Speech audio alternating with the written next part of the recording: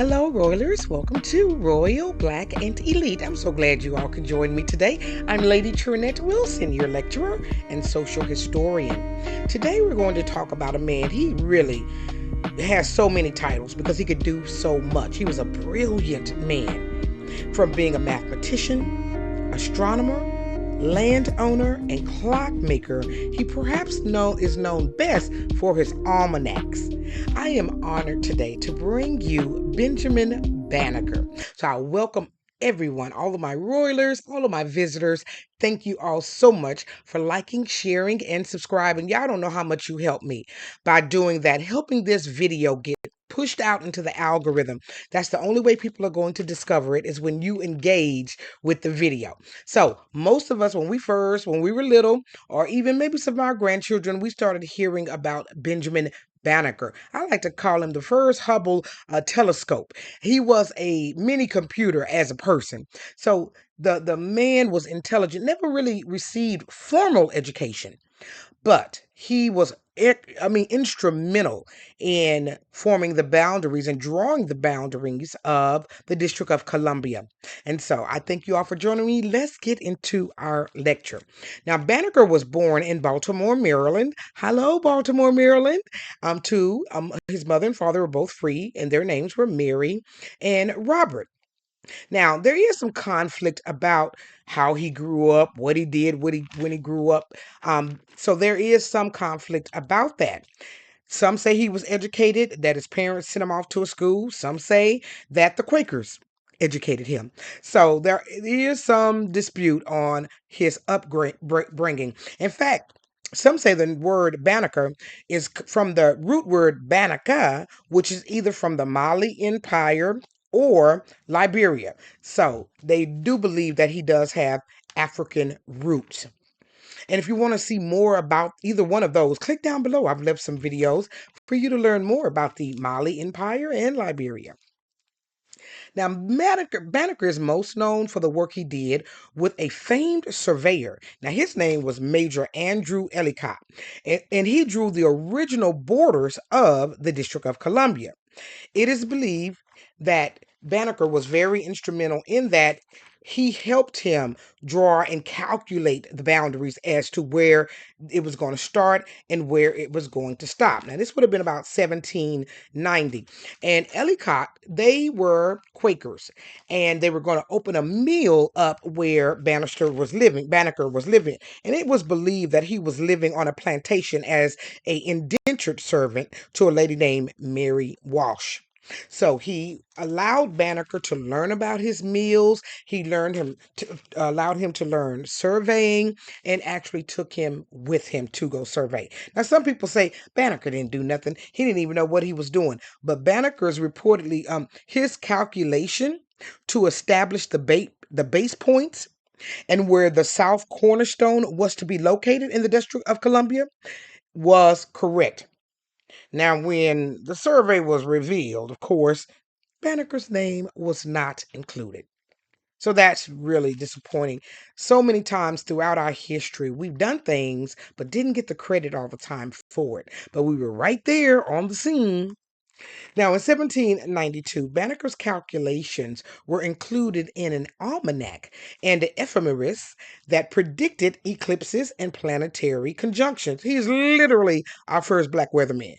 I mean, he is looking up in the sky and doing numbers in order to figure out where the planets are going to be, when something is going to eclipse. And wait till we get into also, he was even predicting when high tide was going to be. So the man's genius was undeniable, and they had to even prove. When his numbers were sent to the American Philosophical Society, they were confirmed for their accuracy. Now, this would be the first of 6 almanacs that Banneker would publish. When he first started, they wouldn't publish it for him, but eventually, after his numbers were confirmed, and the Alcotts were very instrumental in getting his name out there, his intelligence, so that people would know him, then they began to respect him.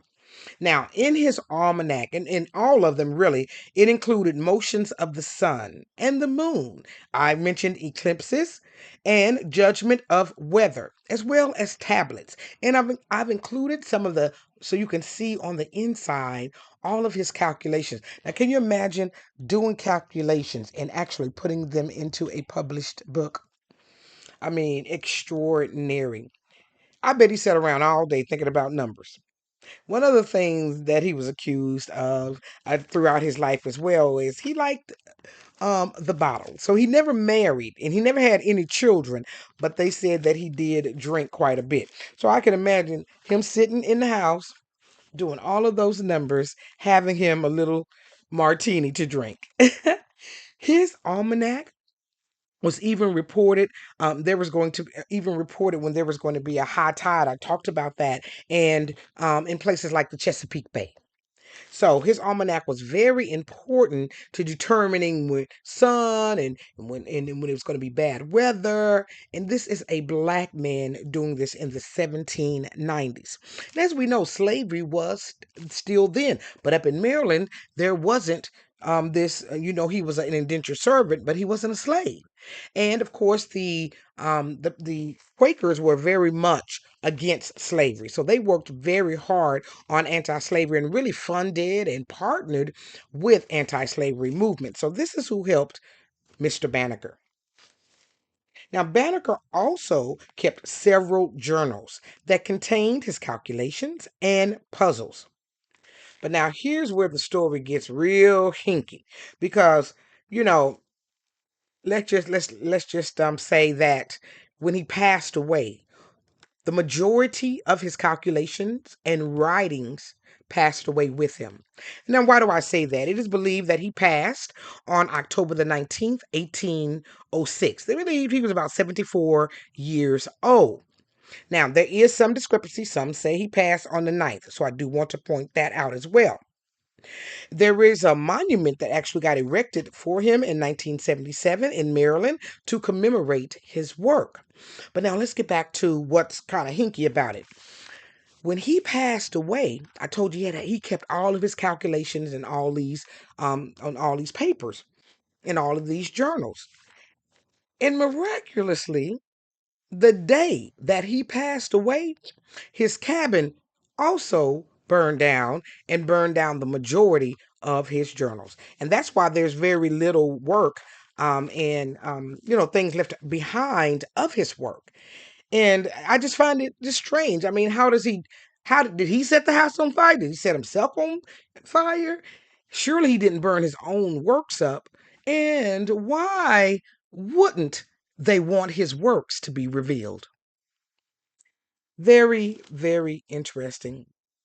Black men and women went through so much back in those days. And for this man to have been right there in the middle of slavery and yet able to not only be a surveyor, he is believed to be one of the first black men to make a clock that struck every hour on the hour, and it lasted until he passed away. He was an astronomer, a mathematician. I'm talking about those calculations. So I am just honored to bring you Mr. Benjamin Banneker, a man worthy of a royal black and elite lecture, certainly. And I think one of the first geniuses amongst us in the black race, as his evidence of his work still stands today. Here's the stone of the base that he drew also. So I want y'all to be able to see that.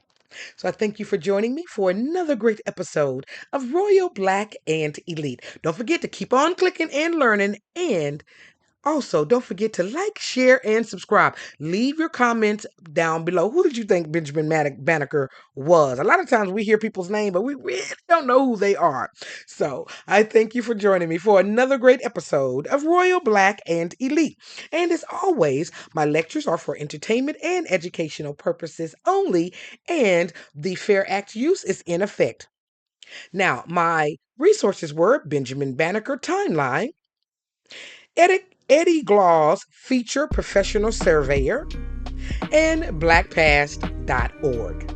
So, again, thank you, and I'll see you all and have a wonderful rest of